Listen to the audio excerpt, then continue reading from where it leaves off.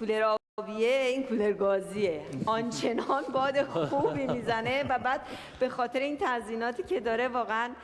شما همینجوری از اینا تو خونه خودتون هم استفاده میکنین از این باد بزنا؟ موقعی که هوا گرم باشه ما استفاده میکنیم. بعد این خوشگل شیکا مثلا عروس داشته باشیم هوا گرم باشه عروس رو باد میزنیم. عروس باش باد میزنی؟ بله. بابا اینا خیلی عروس باد بزنه وی آی پیه در واقع.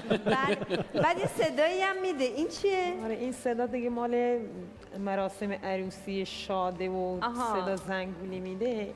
اینو برام من گفتم شاید برای بچه‌ها صدای جغجغه بچه‌ها و ایناست. پس این برای مراسم عروسیه. آره. کاملا توی هم صدای میده ساز کوبه‌ای میشه و نوازنده باد بزن میاد اونجا تو عروسی. خانم سام میشه خانم خودشون رو معرفی بله، کنن؟ حتما بفرمایید. شما خودتون معرفی میکنید؟ من به نام خدا سمیه دستیار هستم از روستای ابتیر، شهرستان ایرانشهر، روستای ابتیر. بسیار عالی.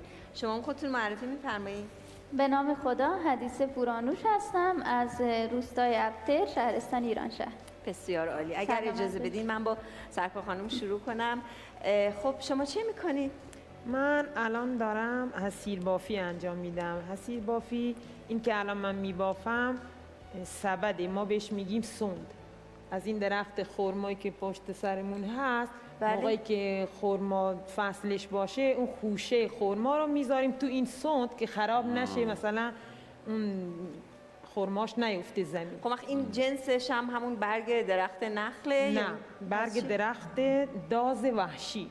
داز وحشی؟ یه درختیه که کوچیکه، آها. مخصوص همین سوند و حصیر بافی و ایناست که این برگش از درخت نخل نرمتره؟ آره. یعنی بافتش برای شما مدلش آره. فرق میکنه؟ محکمتری، مثلا با دوومه. موقعی که ببافیم خوش بشه، هر چقدر خوش بشه بعد بشوری قابل شستشو هم هست. بله. هر چقدر بشوری محکم و با دوومتر میشه. اینا چی؟ اینا سبده، ما توشون نون میذاریم، سبزی میذاریم. بله. جنسش چیه؟ حصیر بافیه. بازم از همون برگ درخت کلا داز شما از درخت نخل استفاده نمی‌کنین؟ فقط از خرماش. نه برای حصیر بافیتون؟ نه، با اون برگ نمیشه، اون محکم با دووم نیست. اینا دمپاییه؟ آره اینا دمپایی، ما بهشون میگیم سواس. سواس. آره با برگ همین درخت داز وحشی درست میشه. اینا تزئینیه یا ازش استفاده میکنی؟ آره استفاده میکنیم، مثلا بیشتر از شهرستان هم تازگی استقبال میشه از اینا بپوشن.